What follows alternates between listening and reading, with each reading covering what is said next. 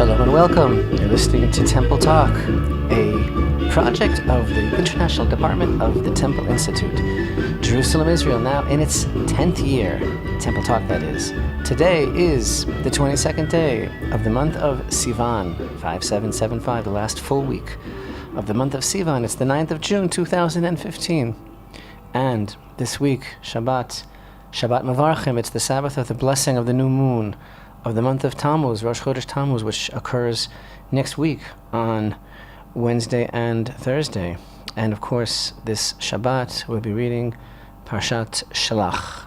Shalach lecha, send for yourselves, spies, reconnaissance people into the land. And I don't know, it's kind of with a heavy heart that we begin this week's Temple Talk of Parashat Shelach. It's kind of like that every year. We go through this cycle. Parashat Shelach means that we are approaching the month of Tammuz, which is not a time of fun and games, which is not a time when fun and laughter never stop. The month of Tammuz is the beginning of includes the beginning of the period of mourning, introspection, and reflection on the loss of the Holy Temple, hopefully leading to action and rebuilding. Parashat Shelach, beginning in the book of Numbers, chapter 13, is difficult to talk about, difficult experience, especially if you subscribe to the notion that we certainly do, that we continue to repeat, to elucidate, to represent week after week and year after year in our brand of Torah study, in our level of understanding of our connection as a people to the living Torah, the living Word of God. If you believe that we are reading about ourselves, we are reading about our potential, we are reading about our ability to fix, to recalibrate, to effect rectification of the past by living properly in the present, if you believe that the Torah is not a storybook, but the book of our own lives, and that everything that we read every week is indeed unfolding around us now and presenting us with an opportunity for spiritual growth, then you got to stop on your tracks. And you got to feel a chill, kind of, because this is more than deja vu. This is absolutely staggering feeling, overwhelming feeling of, well, can we get it right this time? And I refer, of course, to the fact that after the debacle, as Yitzchak Reuven is wont to say, debacle, please. Okay. Of the complainers, after the debacle of the complainers in last week's Torah portion, as we mentioned, the people of Israel are about ready to go into the land, poised. And it's just days now that we are going to be able to go into the land that God promised to Abraham, Isaac, and Jacob, to their children forever, about to go in. And then we get this idea.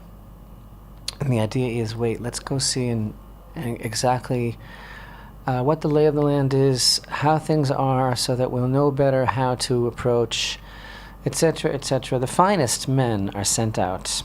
They are actually the distinguished leaders of the tribes themselves, as are listed in the verses.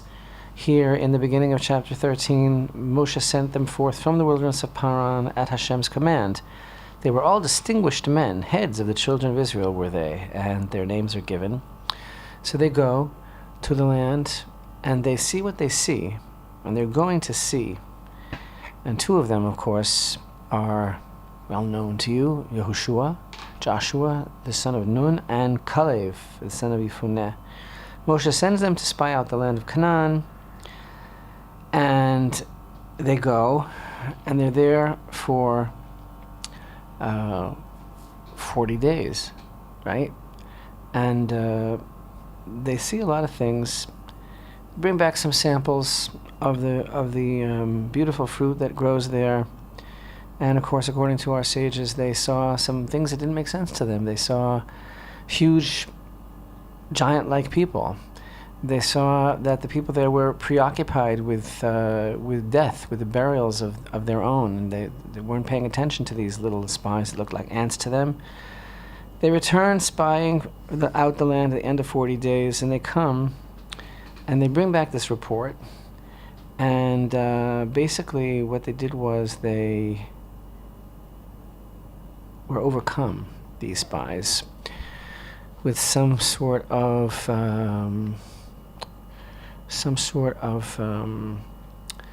snap, some sort of psychological disconnect, and they were of a changed heart. These spies, they came back with an evil report, and they said that we cannot ascend to the land. The people are too strong. They brought an evil report. They said it's a land that devours its inhabitants. People that we saw, they were huge. Nephilim, we were like grasshoppers in our own eyes, and they looked at us like grasshoppers. We were grasshoppers in their eyes. Everybody cries. Mass hysteria. And it was a very, very terrible situation. And indeed, it was slander. It was slander against the land of Israel. And the people wept that night, really for no reason, saying things like, if only we had died in Egypt, and our babies and our young children, our wives are all going to be taken captive. We should return to Egypt. And it was a very, very bad situation. The people would not be calmed, and God really had it, according to the verses. He was ready to totally begin again, annihilate the nation. Moshe intervened, as usual, with his successful prayer, and God forgives the people, other than punishing the spies themselves. But he spells out the decree, and the decree in Parashat Shelach is that now the people of Israel are going to be wandering in the deserts 1 year per day that they were on their evil mission throughout the land. And God said, until this entire generation that participated in this slandering of the land dies off, you're going to die here in the desert, and your children, about whom you said, oh, our poor babies, they're going to be wiped out, and they're the ones that are going to go into the land. And that, in a nutshell, leaving out some of the details, is the story. Of course, as usual, the women of Israel, the mothers of Israel, are the highest, the most holy, the most spiritual. They did not participate in this gossip slander fest. They didn't accept. There are a few parties in the act of slander. There's the one who says it. There's the one about whom it's said, and there's the one who listens and who hears it and who accepts it. So just as the women of Israel, we are taught, did not participate in the sin of the golden calf, they did not participate. They wanted nothing to do with it. They remained focused on the God of Israel. So too, in the terrible sin of the slander against the land of Israel, the women did not participate. They did not accept the slanderous report. They didn't listen, and thus we know that when Joshua, years later, led the people of Israel into the land, there were amongst them a disproportionate amount of old ladies because they were not included in the decree. There's so much to say about this. There is the fact that from this Torah portion, we learn conclusively that speaking against the land of Israel is a grave sin. We can say, without exaggerating, that it is the gravest sin. And we can say that actually conclusively, without exaggerating, because, after all, until now, God was willing to forgive the foibles, inadequacies, and various aberrations of the people of Israel as they struggled within themselves for spiritual maturity. He forgave them the sin of the golden calf, which on the surface one would think is the most grievous and heinous sin of all, idolatry, right? If it was some form of idolatry to say that a golden calf is God, which of course that's not exactly what it was anyway, but the point is, business as usual after a little zap of a few people, proportionately. Okay, we can go on business at hand after this. But when it came to speaking against the land of Israel, that was the proverbial last straw, and God said, no. You're not going into the land at all. So to bear slander against himself, against his very essence, against his nature as being God, he was able to, as it were, to look the other way and to forgive that when it came to the golden calf. When it came to speaking against the land, no. So that is not, it's very convenient, if someone could say, oh, that's a really beautiful Devar Torah, that's a really beautiful Torah thought that you have orchestrated and constructed and crafted because you are an ultra, Zionist, fanatical settler, so it's good you have that in your repertoire to pull out. But actually, unfortunately, for those people who might think that that's our agenda, because that's their agenda to say that that's our agenda, which of course it is, unfortunately, it's true, because the Torah itself is testifying to the fact that this is the gravest sin that took place. And in fact, our sages teach that this is a sin on the level of the sale of Joseph. And frankly, on the level of the original eating from the tree. It's a sin that just has such ripples throughout time, repercussions, ramifications throughout history, that it never settles down. Always resurfaces in some form, and always presents us with the opportunity to continue to rectify it. It's never really quieted, because it's so powerful. The effect of it is so nuclear throughout time. And there you have it.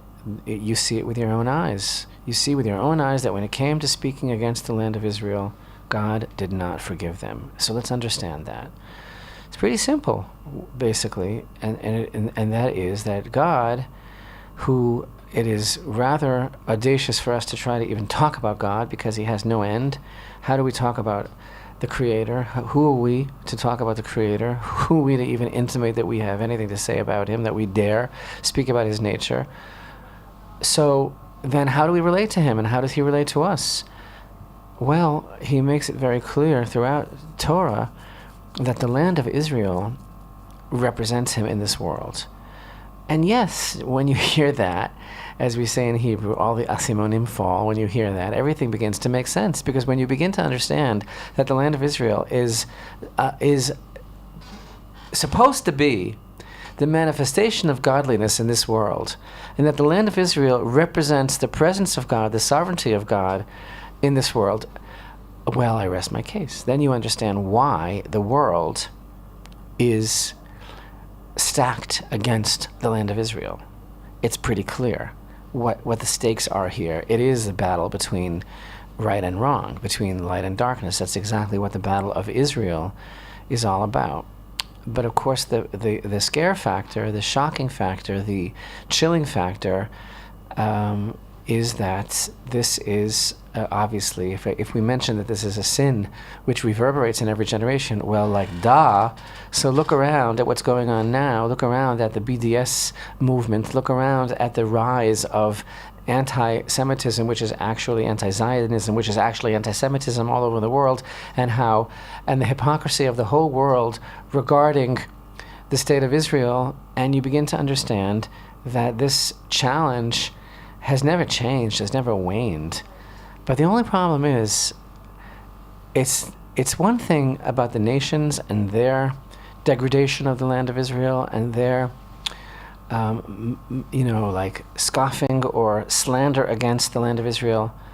I don't know how much that all matters, as much as the position of the Jewish people on the land of Israel, because that's what this is really all about. And it's up to us to fix this, just as we are the ones who ruined it in this week's Torah portion. It's one thing what all the nations of the world say, but they take their cue from the Jewish people themselves. And so the real question is, what is the relationship between the people of Israel and this land? Is it Disneyland for them? Is it a ethno-cultural resort? Is it, God forbid, like so many people today seem to think, is it a liability to them? Is it a political liability because they find it an embarrassment and a reminder of their Jewishness, and it stops them from the full assimilation that they would like to feel within their respective communities? Is it something that only the righteous will merit to in some far-off never land kind of mystical hereafter, where it turns to something else altogether? Or is it a very physical, very real, very actual place that we are commanded to live in, to populate, to turn into a place of godliness, to bring the Torah there and make it come alive, and thus resonate and broadcast from that land a message of hope and blessing to the whole world? That's actually the last option. That's according to the Torah what it's supposed to be. And every year when this parsha comes up, we go through this very difficult reflection and very sobering reality check, because it isn't finished. It is undone. It is very, very much part of our lives now, very real.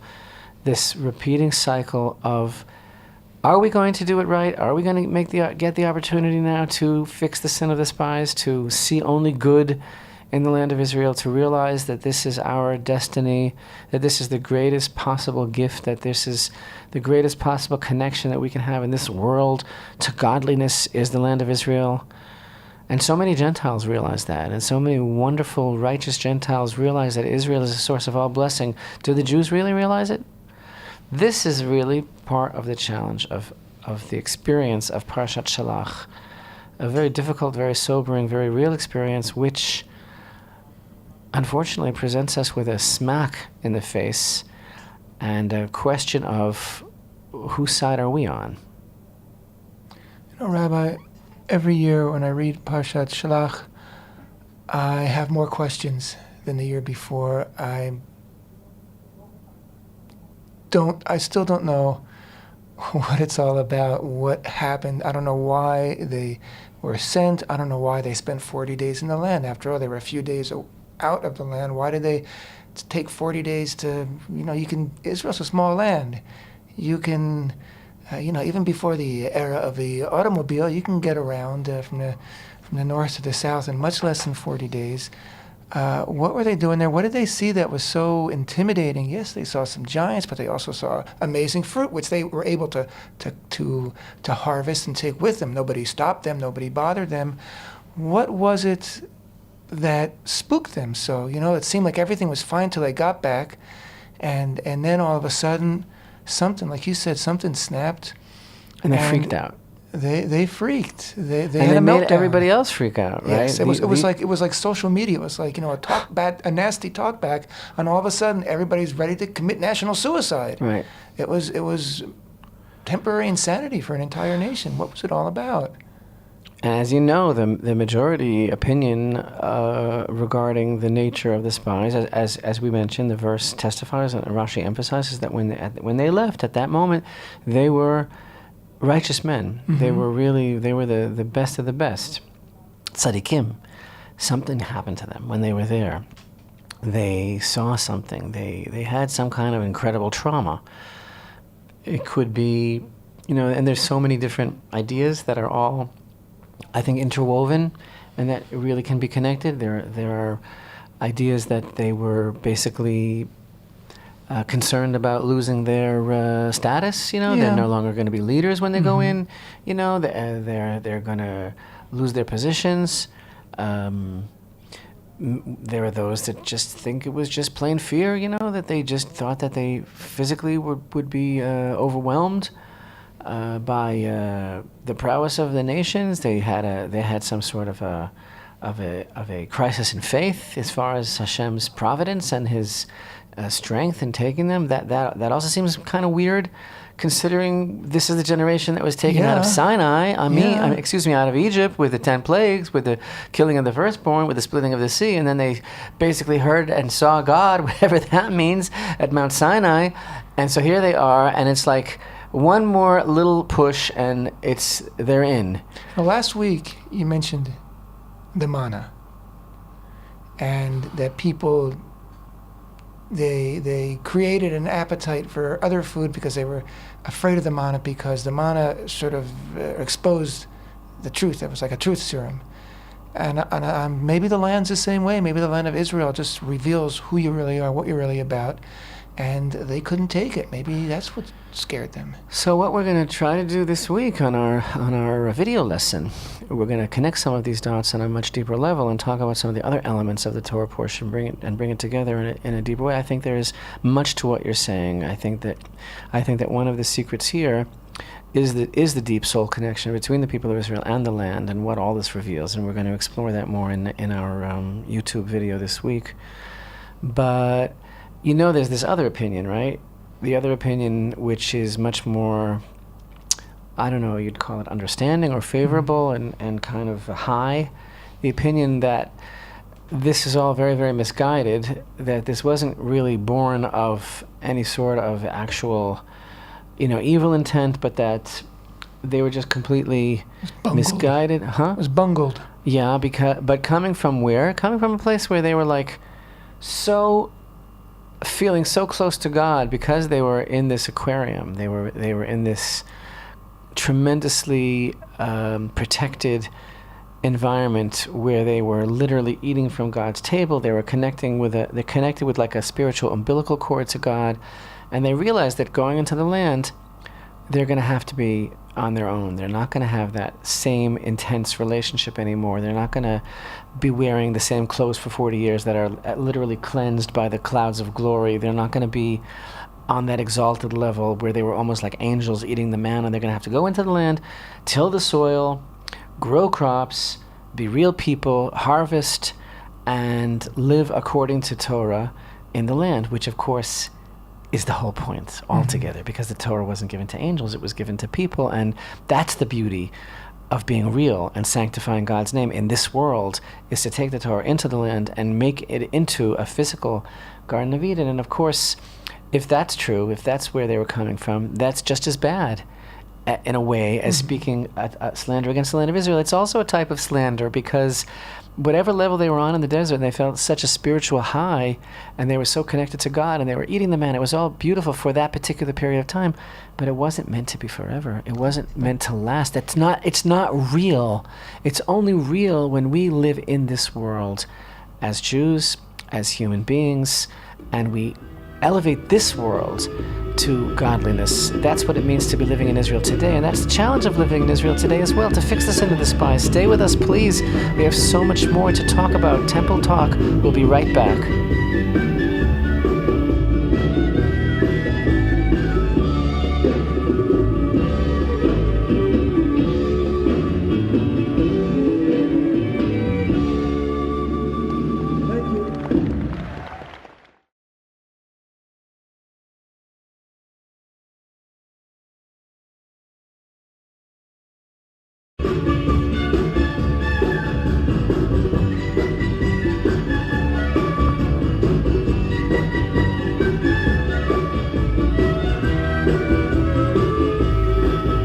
Shalom and welcome back to Temple Talk. This is Yitzchak Reuven, and with me, Rabbi Chaim Richman. We are the International Department of the Temple Institute. Today is the 22nd day of the month of Sivan, 5775. It is the 9th of June, 2015. And we have been talking about Parashat Shelach, which is this week's Parasha, the Parasha of the Spies. And I just want to add a few more things to our discussion, Rabbi, before we go on to other things, which are actually quite related. What I wanted to say was the one of the points of light in this week's Parsha and cause for optimism, both for that generation itself and as we read it each year, is that when the story of the spies actually comes to a conclusion, and that, of course, is after the second debacle, which was when the much despondent children of Israel decided to, on their own, to go up and try to enter the land somehow to sort of make amends, even though Moses said, like, don't do it, God's not with you. And in fact, the Ark of the Covenant was not sent out with them. But they did it anyway, and they were slaughtered by the Amalekites, by Amalek, and by the Canaanites.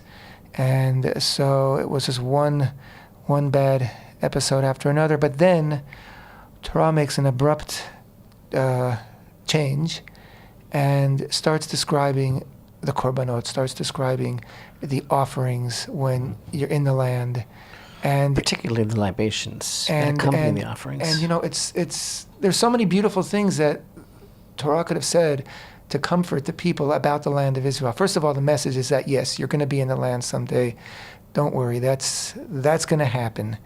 But of all the, you could have, the Torah could have mentioned the fruit, the produce. It could have mentioned the mountains and the valleys, the beautiful sunsets, so many things. But the fact that it mentions the offerings in the Beit HaMikdash, and the fact that it mentions the reach nichoach, that this is this is what pleases God. It creates a scene in the land of Israel of complete intimacy and unity with God, which is it means the promise in full has not been broken.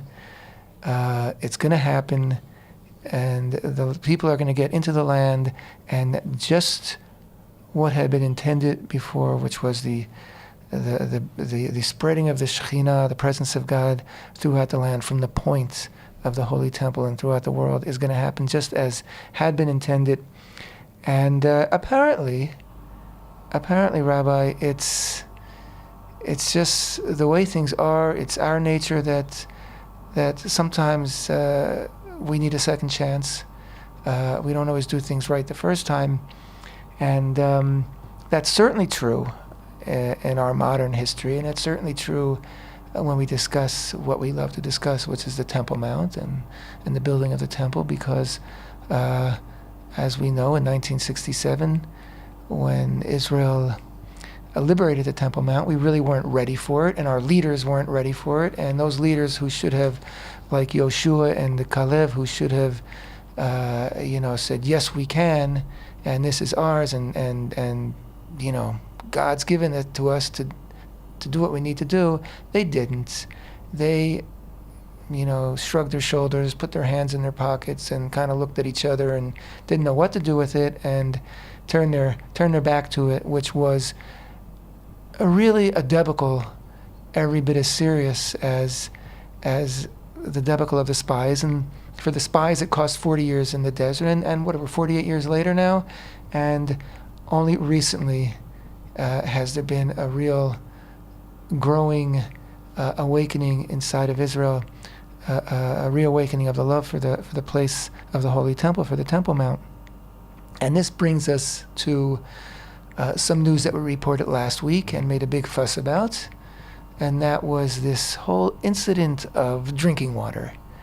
As we had been reporting for over a couple of weeks, really, that one day the police wouldn't allow Jews to bring in bottles of drinking water up to the Temple Mount. And then after that, they wouldn't allow the Jews to drink from the water fountains on the Temple Mount. Basically, as we put it then, they were saying to the Jews, you have two choices, drop dead or just don't come to the Temple Mount. Well, we decided that we couldn't take this sitting down. Enough is enough, and we made a big fuss about it, and we got some pictures and some footage of people attempting to drink from the water fountains there, and basically the footage went viral. Many tens of thousands of people, over 100,000 people altogether, have seen it. And we decided to promote a write-in campaign, encouraging our followers on Facebook to write in. We gave addresses of specific government ministers in the new government of Israel. And I think we can say, first of all, we had a wonderful response from the people who follow us on Facebook. Many hundreds of people wrote to many of these ministers, meaning that well over 1,000 emails were sent. Actually, altogether, a couple of thousand. A few thousand emails were sent. Individual emails were sent to various members of Knesset. And which means when a minister's aide starts reading all these emails, and they know something's going on, and they report to their boss. And actually, I think the fact that by the end of the week, not only were water bottles being brought up again, but people were we're getting access to the water, to the drinking fountains, means that something happened. That the police got some feedback. Someone said something to somebody. Is this going to stay this way? We don't know, because the one thing that we can guarantee you is that there is no status quo in Temple Mountain. There's no real protocol. The one thing we police can guarantee is that make there it is up no on the fly. guarantee. In fact, last week's program we were talking about this and talking about how the decision. I remember what happened. We were talking about that the Jews weren't allowed to drink water. Later that day, Jews on the Temple Mount were permitted to drink water, but then the very next day they were forbidden from drinking water again. We had a very warm response to a very embracing response to the email writing campaign. Like I say, a couple of thousand letters were written. I think that was very moving testimony to the quality of our readership and those that follow the Facebook of the Temple Institute and our listeners here and YouTube videos. And what it shows more than anything is that we can affect change, that people can affect change. Now, can we affect change altogether on the Temple Mount? Can we affect change in the overall dynamic of the illegality of how the Temple Mount is administered and the tremendous discrimination there against everyone who is not a Muslim? I don't know, because the level of intrigue, subterfuge, the literal cloak and daggery of what's going on here in terms of Israel and Jordan and in terms of the daily administration is mind-boggling. As you know, I was on the Temple Mount this morning to pray for many people, and the only rule of the day is that there is no rule. And I won't repeat here, Yitzchak, what you're aware of, the particular little mind game that was played with me there today, and the very, very super duper draconian decree that was made on our groups this morning in terms of separating the Jews who came together into groups of two and all different things that were going on. You know what? We take it in stride, and we must not be distracted by these mirages of what's going on there, because the only thing to focus on when you're on the Temple Mount is that this is the place of the presence of God. This is the place where we are commanded to be seen by God. This is the place where God reveals himself throughout human history, and about which is promised will again be the central revelation of man's relationship with God. And that is something, isn't it? It doesn't get better than that. So that's our challenge when we go there, in the face of tremendous opposition, tremendous, forces, negative forces that are literally up against our face. Yitzchak, you mentioned before about how you mentioned about second chances. You mentioned about the 40 years and the 48 years since the unification of Jerusalem. And yes, unfortunately, a couple generations of Israelis were raised after 67 being told by the powers that be, this place is off limits, it's a Muslim place, it's nothing to do with us, and the temple's ancient history, or whatever they were told. And people aren't buying it anymore in our generation. The prophets that I spoke about last week, the Eldad and Medad of our generation, the young generation. I was at the Temple Mount this morning, whole group of students from Hebrew University, some religious, some not religious. I got to guide several of them that were never there before. So enthusiastic, so concerned about what's going on, so incredibly just bent out of shape about the injustice of it all. And also, I might add, feeling something about the honor of God, wanting to do something about that. This is so encouraging. How many times have I been up in the past couple of weeks? So many times a week, bringing so many people that are asking to go up and asking to see firsthand and experience it. And it's such a painful experience. And so many people have told me, I'm broken. I'm broken from seeing this. I'm broken from being here. But how could I not have seen it? How could I not have experienced this? This has changed my life. And they're so thankful, for going, because it's changed their lives just to be able to see it. And here again today, beautiful experience. I was there with a what we call an ultra-Orthodox man. I consider myself quite Orthodox myself, as you know. What we call an ultra-Orthodox man was the first time he was ever on the Temple Mount. And he was there with his son. and actually a member of one of the Hasidic groups, you know, and of a certain mindset from a certain sect of our society that traditionally is pretty much against going up to the Temple Mount, that has a certain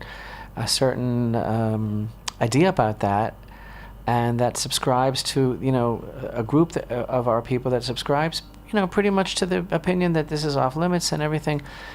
So what separated this man from the others? He looks just like them, dresses just like them. What separated him is that he wanted to know the truth. He began to study it as a serious Torah scholar, which I could tell immediately that he was a very learned, serious Torah scholar. He broke through. He touched the light.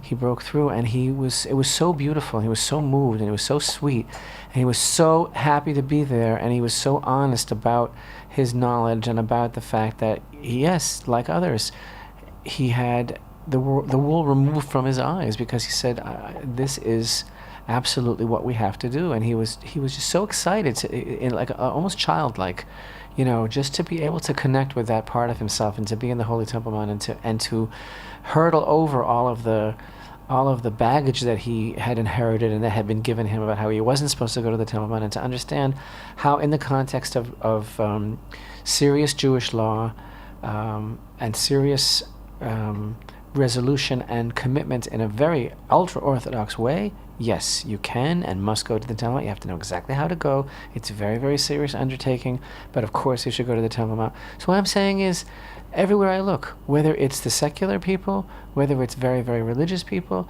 Jews are returning to the Temple Mount in larger numbers than they have in ever.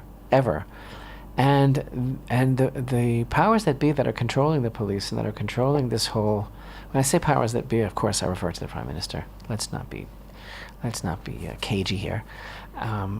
They're not going to be able to put the genie back. Yeah. Because the wave of enthusiasm, it's so palpable, the excitement is so great, and these people, they're coming every day and going through the degradation, the discrimination, the hurt that we go through every morning when we try to go to the Temple Mount, and yet we come back for more and more and more. Why? Because this is the place to be, and this is what's going to change everything. And there you go, as far as Parashat Shelach is concerned, and the upcoming month of Tammuz as well. As far as Parashat Shelach is concerned, and speaking bad and seeing bad about the land of Israel, the way to fix it is by ultimately, actively, productively changing the facts on the ground ourselves and not waiting for it to happen. And so the movement of returning to the Temple Mount is in itself the greatest tikkun for speaking badly against the land of Israel. Just want to add one other thing that today, or maybe it was yesterday, I'm not sure, but I saw it today in the internet, that a freshman member of the Knesset, of the Israeli parliament, actually got up and spoke about the Temple Mount and about the degradation that Jews suffer on the Temple Mount, about the lack of freedom of worship on the Temple Mount. And as he put it, someday we'll look back at this period in history and say, what were we thinking? What was going on? How in the world could we not allow Jews in the land of Israel on the Temple Mount the freedom of prayer? But it's very encouraging. This new government, I guess, has been in place for about a month, and it's considered to be a, quote, very right-wing government, nationalist government, whatever. And this was the first peep that I think I've heard from anybody in the new government about the Temple Mount. But like I said, it's encouraging. And you know what? Was it by coincidence that it came on the heels of this intense campaign, which actually involved more than just us, the Temple Institute and our Facebook page, but other groups got involved as well to get the word out and to contact directly members of Knesset and ministers. And I think it broke through, and I think we're back up, in their radar again, like we had been with the previous government. We had a tremendous amount of support there, and hopefully we're going to be able to be part of the national discussion in that sphere as well again. We meaning the Temple Mount. Yes. And again, I want to express our deepest esteem and gratitude to those people who responded to the email campaign, and you should still. I mean, it's still on the Facebook page. The link is still there. and people are still sending in the letters, and it's very, very important to remind the ministers and the members of Knesset that we are not going to just allow this to continue. That we are going to do as much as possible to fight what's going on at the Temple Mount. And that is one of the major functions of the Temple Institute. The Institute is dedicated to every aspect of the commandment of rebuilding the Holy Temple. That involves research, it involves education, it involves preparation, it involves restoration of the vessels for use in the temple. But obviously, the Holy Temple and the Temple Mount are the same subject, inseparable. And in order for us to have a proper understanding of the Holy Temple, its role, and in order for us to properly approach the whole concept of the rebuilding, it's impossible to separate any of this from the subject of the Temple Mount. Earlier, Yitzchak, you were talking about the beautiful connection, juxtaposition in the Torah portion of the libations that accompany the various offerings after the dust finally settled and the decree had been made, and those who tried to enter into the land were defeated, and it became clear, this is it now, this is the decree, we're in the land for in the desert for 40 years. Terrible, terrible burden that must have been for that generation to know that they failed and that they would die in the desert. But it must also have been some great solace for them to know that the children that they worried would be slaughtered would indeed be going in. And God told that generation, his children, that he was so close to the generation of knowledge, they're called, right? The generation that lived through that X-ray machine of the man, the generation who heard his voice and received the Torah at Sinai. He told them about the libations, that you are going to be going into the land. The children of Israel are going to be going to the land, and you're going to be bringing offerings in the Holy Temple. And then the next portion is he tells them about the commandment of challah, which is a very, very special commandment, a very special type of tith, as you would, which is that when the children of Israel come into the land of Israel and they bake bread, they make dough in the land, there is a portion that is removed. And that portion actually is, in the time of the temple, given to a Levite. And the commandment of taking challah, which is a particular amount of dough, right, that we separate, which is a divine commandment in the land of Israel. It applies mostly to the land of Israel, right? It's such a powerful idea. It's very reminiscent of, if you'll permit me to use a metaphor, it's very reminiscent of God creating Adam, of God taking him of him making the dough, as it were, the dough boy, right? Making Adam from the earth. We take this dough and we make the dough. It's very, very connected in terms of tikkun, and it's a mitzvah like the first fruits that we talked about on Shavuot, like the libations in the temple. It is so intrinsically bound up with the land of Israel. So, in other words, on the one hand, God is giving this decree that game over, the straw that broke my back, you are absolutely done, and you are not out of here. You are going to die here. That's it. When you talk about the land, you're talking about me. When you slander the land, you're slandering me, and now you're not going in, because slandering the land is worse than slandering me. But then he reveals to them these beautiful commandments that their descendants are going to be performing in the land. In other words, the bond between the children of Israel and the land is unbreakable. And maybe it spans dimensions, because it's not now he's saying to them, but it is later. And you are going to be going in. Your children are going to be going in. And what a consolation, what a solace that he told them by telling them these mitzvot that can only be done in the land, that are so intimately bound up with the land. So he told them by telling them this, that yes, but the land still is your eternal legacy, and you will be in the land. But I hope you can get this craziness out of your system. I hope you people excuse me for putting words in God's mouth, but basically he's saying, I really hope you can straighten this out. Whatever made you cross your wires, freak out, lose it, try to get a grip. Even more than that, he's saying, I know you can. Wow. I know you can. God definitely believes in his people. And again, this is where we're at today, and we are being bombarded in every direction, by every possible means, bombarded with the same type of doubt. And that's what we need to fix. And yet, when I personally see more and more people going up to the Temple Mount, and as you describe, the faces of people who are up there for the first time and the emotions, I am comforted and encouraged, because to me it's proof that God believes in his people, and we are returning to that place, and you know what? It's all going to be good.